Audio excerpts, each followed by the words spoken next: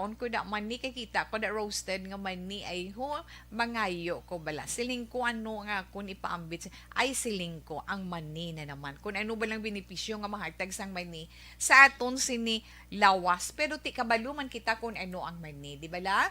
Kabalo kita kun ano iya ang mani ano gani Tita Wilma ang iya sini nga scientific name.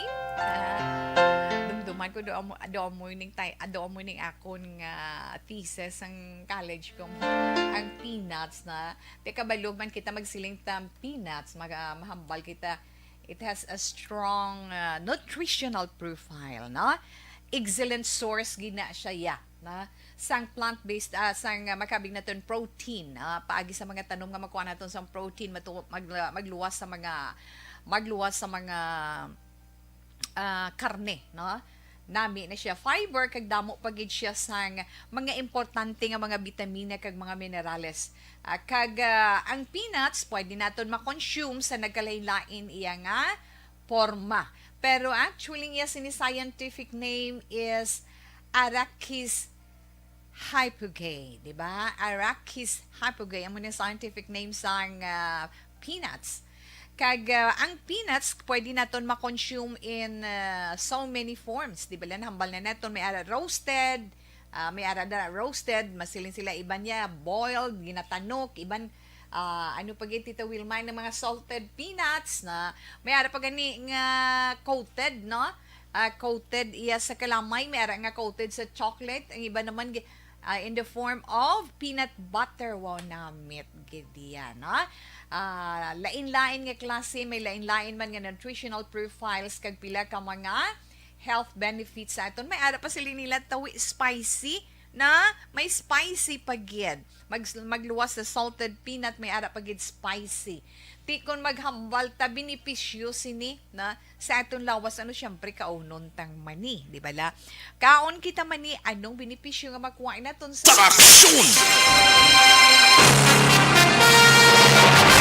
Lasay sa 11 Action Radio Philippines Standard Time kagkaroon sa detalye na sang mga balita lokal.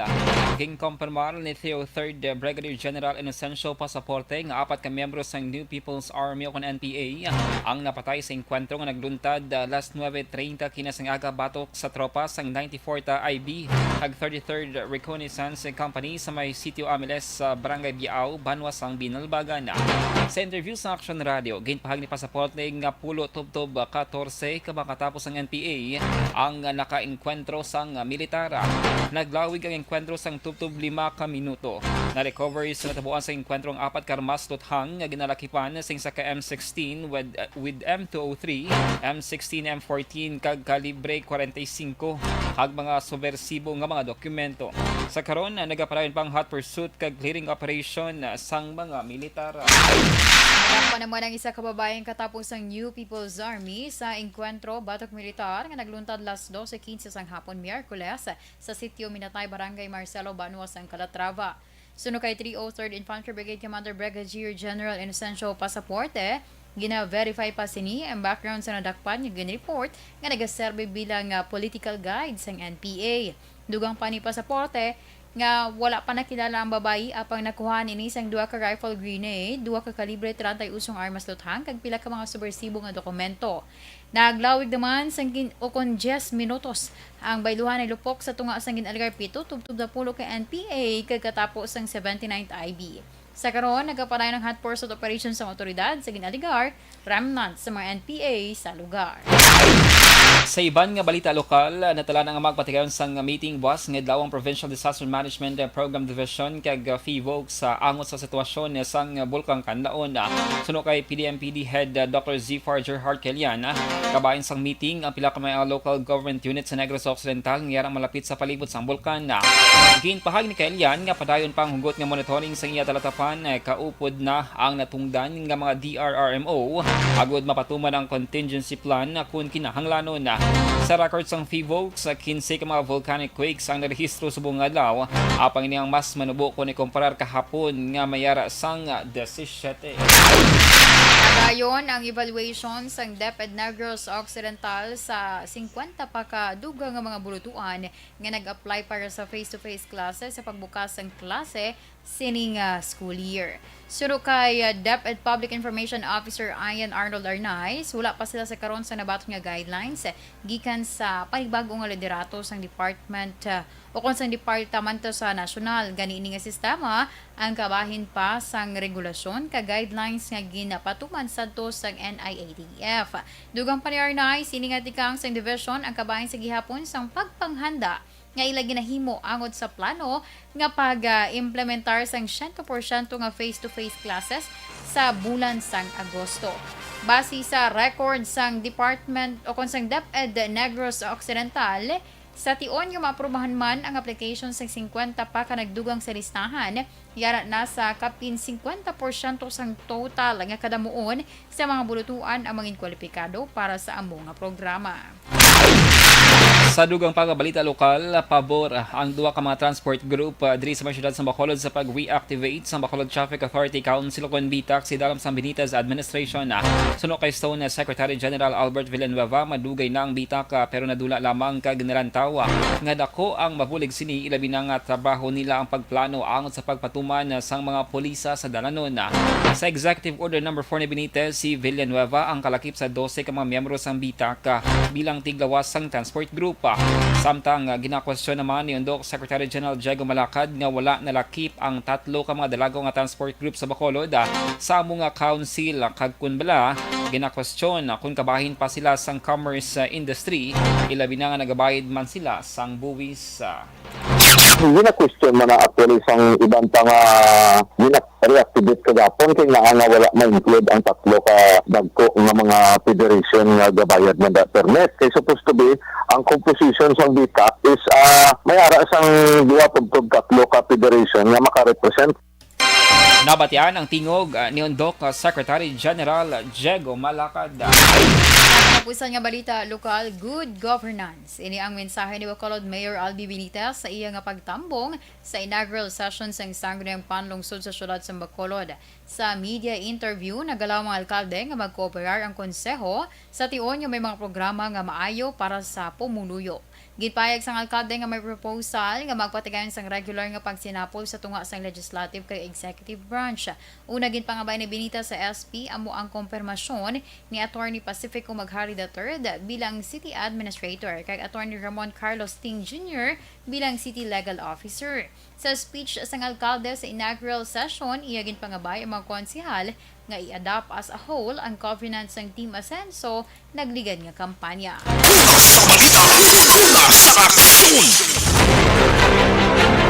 Lasay sa DCSI Action Radio Philippines Standard Time, D3 Biofood Supplement mga kaaksyon.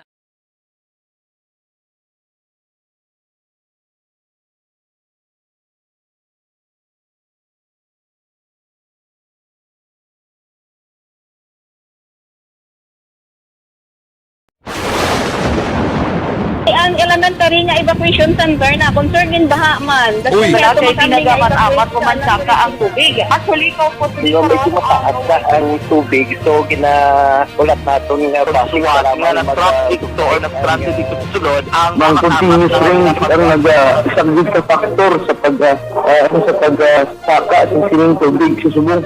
Ang Pilipinas sa mayroon sa early warning system para mahibaluan ang lakas ng panahon. Gani, wala sang rason nga hindi kita makapreparar karon ni rainy season. Yari ang pila ka mga action tips nga dapat mo may baluan. Kung nagapuyo sa lugar nga masabi ginabaha, mag-monitor sa balita para sa anunsyo sang pag-asa sa lakat sang panahon. Isa sa pinakapos nga pamaagi para malikawan nga magsulod ang baha sa balay, among paggamit sang sandbag. Ang sandbag ang isa ka sako nga may unod nga balas nga pwede ibutang sa pertahan o kung ginaagyan sang tubig para temporaryo nga makontrol ang pagsulod sang tubig sa inyong nga balay. Antes naman ng rainy season, dapat nakapreparar ka na sang pagkaon, flashlight, pito, kandila, hygiene kit, power bank, transistor radio, importante nga mga dokumento kag iban pa nga kinahanglanon. Ini ang dapat isulod sa go bag nga dapat ibutang sa isa ka lugar nga mapus kuhaon sa tion nga kinahanglan nga mag-evacuate. Sa tion sa pagbaha dapat butangan sang tape ang saksakan sa mga outlet kag ibutang sa mataas nga mga lugar ang appliances. Kunyara sa evacuation center, dapat man nga ipatuman ang minimum health protocol, face mask, face shield kag social distancing batok sa COVID. Sa panahon sa tig-ululan, dapat man proteksyonan ang ikaayong lawas batok sa pila ka mga masakit, kang isang dengue, leptospirosis, cholera, typhoid fever, hepatitis A. Nagpanugyan man ang DOH kay pabili ng proper hygiene kay pag-inom sang limpyo nga tubig. Lutuon sang husto ang pagkaon para malikawan ang contamination. Maghugas sang kamot antes kag pagkatapos ang kaon kag matapos nga mag-usar sang banyo. Likawan man ang paglangoy o kon pagtubog sa baha. Kini sa Action Dale Salazar para sa Action Tips nga nagapahanundog nga maghalong sa tanan nga tion. Ano bala ang mapaambit naton iya nga mga informasyon na naman sa itong sini mga palangga nga mga tagpalamati sa karon iya nga hapon. Ano Tita Wilma, hindi kita naman nga hindi ko na makita sang akon mga mata ti amo na yang akon tandugon na kaon ko da mani kay kita ko da roasted nga mani ay ho mangayo ko bala siling ko ano nga akon ipaambit ay siling ko ang mani na naman kun ano ba lang benepisyo nga mahatag sang mani sa aton sini lawas pero ti kabalo man kita kun ano ang mani di bala. Kabalo kita kung ano iya ang mani. Ano gani Tita Wilma ang iya sini nga scientific name? Dumduman ko doon mo ning akon nga thesis ang college ko. Ang peanuts na. Te kabalo man kita magsiling tam peanuts. Mahambal kita. It has a strong nutritional profile. No? Excellent source gina siya ya. Na sang plant-based sang makabig naton protein paagi sa mga tanom nga makuha naton sang protein magluwas sa mga karne no nami na siya fiber kag damo pagid siya sang mga importante nga mga bitamina kag mga minerales ang peanuts pwede naton ma-consume sa nagkalain-lain iya nga porma pero actually iya sini scientific name is Arachis hypogae, di ba? Arachis hypogae, ang mga scientific name sang peanuts.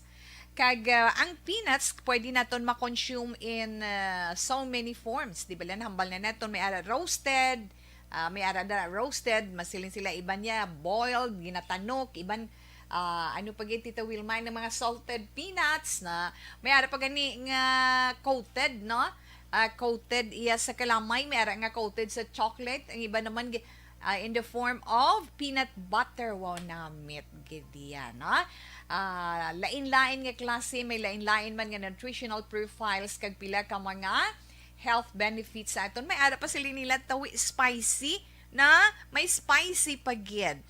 Magluwas sa salted peanut, may ara pagid spicy. Tikon maghambal ta benepisyo sini na sa aton lawas ano syempre kaunon tang mani, di ba la? Kaon kita mani anong benepisyo nga makuha naton sa mga mani? Makabulig siya sa bodybuilding. Ang bodybuilding, muscle building, bodybuilding naton nagapataas pagid sang aton energy, no una-una gid makabulig sa aton muscle building. Nagapataas ang aton sini energy ikaduha. I'm sorry. Ikatatlo, nagapaabtik pagid sang memorya na. Nagapaabtik sang memorya ang pagkaon sang mani. Amo nang ginagamit sang mga estudyante kung kaisa, no? Kisa galing gakawili iya sa pagkaon sang mani. Nagabulig man palikaw sa pag-angkon sang masakit sa korason. Kag experience sang stroke malikawan ina kun ikaw palakaon man ni kay dako ang iya mabulig sa imo kag makabulig man sa pag-lose weight kung gusto mo mag-lose weight kaon ikaw man ni kag kabalugid kita nga ang mani rich in antioxidants na damo siya antioxidants, may minerals, may ada pagid mga vitamins, kag ang mani makabulig pagid sa pag-control sang blood sugar o sa mga may ngipon pa nga mga diabetic naton nga mga kauturan.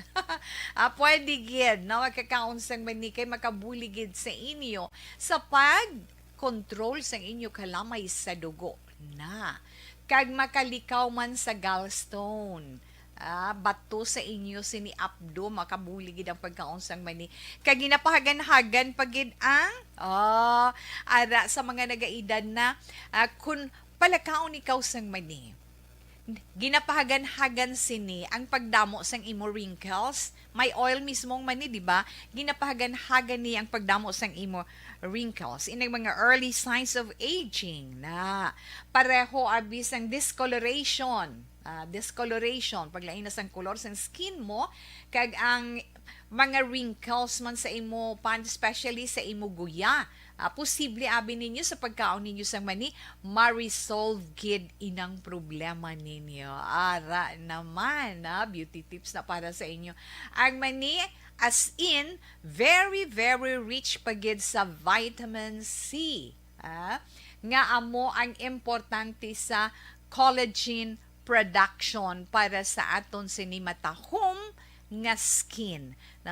So, nga ang iban dira gabakal na lang collagen, no, para nga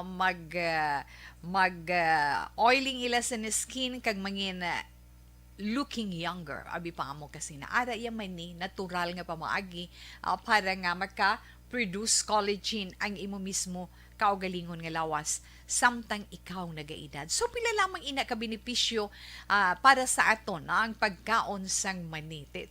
Ano bala ang mapaambit naton iya nga mga informasyon na naman sa aton sini mga palangga nga mga tagpalamati sa karon iya nga hapon. Ano Tita Wilma, hindi kita naman nga hindi ko na makita sang akon mga mata ti amo na yang akon tandugon na kaon ko da mani kay kita ko da roasted nga mani ay ho mangayo ko bala siling ko ano nga akon ipaambit ay siling ko ang mani na naman kun ano ba lang benepisyo nga mahatag sang mani sa aton sini lawas pero ti kabalo man kita kun ano ang mani di bala. Kabalo kita kung ano iya ang mani. Ano gani Tita Wilma ang iya sini nga scientific name? Dumduman ko doon mo ning ako. Kagkaroon sa Detalina sang mga balita nasyonal. Ginaduso sa karon ng Senator Bong Revilla Jr. ang hagda nga tuyo nga maghatag ng conditional cash transfer sa kwalipikado nga mga manugtanom sang humay. Sunod Senador tuyo man sang hagda nga pantawid magsasakang Pilipino Act nga maghatag sang national strategy nga makabulig mapanuwang rural poverty kag masiguro ang bastante nga pagkaon sa Pilipinas. Sa idalom sang proposal ang Department of Social Welfare and Development mo ang mag-identify sa mga benepisyaryo sa programa sa konsultasyon sa Department of Agriculture kag Department of Agrarian Reform. Kuhaw naman ang pondo gikan sa tuigan nga tariff revenue sang rice importation kag may baluan ang kantidad sa kadamuon sang eligible beneficiaries. Inanunsyo ni House Secretary General Mark Teando Mendoza nga in full capacity ang Kamara sa unang State of the Nation address sa konsona ni President Ferdinand Marcos Jr. sa Hulyo 25. Suno kay Mendoza, malapit sa 1,200 ang pwede nga makasulod, kalakip na ang masobra 300 ka kongresista, 24 ka mga senador, kag mga miyembro sang diplomatic corps. Dugang pa ni Mendoza, may limitasyon lamang ang kadamuon sang guest kag mga miyembro sa media. Maltas nga adlaw, nagka-record ang Department of Health sa 832 ka bagong nga kaso, kaya nagdala naman sa kabilugan nga 3,310,145 ka kaso sang COVID-19. Samtang nakadetect ang Pilipinas sang dugang 70 ka mga kaso sa mas makalalaton nga Omicron sub-variant sa pinpahig sa DOH nga ang tali ginalakipan sang 43 ka mga kaso sang BA.5 sa diin 42 ang local kag isa ang returning overseas sa Filipino. Ito naman ka mga kaso sang BA.4 ang record nga local cases kag 20 ang BA.2.12.1 nga may 16 ka local kag 4 ang returning OFW sa datos sang DOH humalin sa Hunyo 29 tubtob Hulyo 4 may kabilugan na nga 190 ka kaso sang variant of concern base man sa ginpagwa nga whole genome sequencing. Sang Philippine National Police sa Highway Patrol Group o kon HPG nga pabaskobon ang operasyon batok sa mga nagausar sang sirens kag blinkers. Ginpahayag ni PNP Director for Operations Major General Valeriano De Leon nga kinahanglan ipatuman ang lagi. angot sa husto nga pag-usar sa mga sirens, blinkers, kag iban pa nga mga emergency devices kag ginaklaro nga wala nga ginatulgutan sa pag-usar ang mga pribado nga sasakyan. Base sa Presidential Decree number 26 nga ginpermahan ni President Ferdinand Marcos Sr., ang pag-usar sa nasambit nga mga devices ginatugot lamang sa mga motor vehicles nga para sa official use sang Armed Forces of the Philippines, National Bureau of Investigation, Land Transportation, PNP, Bureau of Fire Protection, kag mga ambulansya. Action Radio Philippines Standard Time na sa IC Media, inyo nabatian ang kabugusan ng mga balita sa Action Balita Evening Edition na karon nga adlaw Miyerkules sa Hulyo 6 tuig 2022. Sa liwat kaming inyo mga tagbalita. Action and Defensor Lisa. Kag Action Day La Salazar, una sa balita, una sa aksyon Sa Bacolod, Action Action Radio. Radio.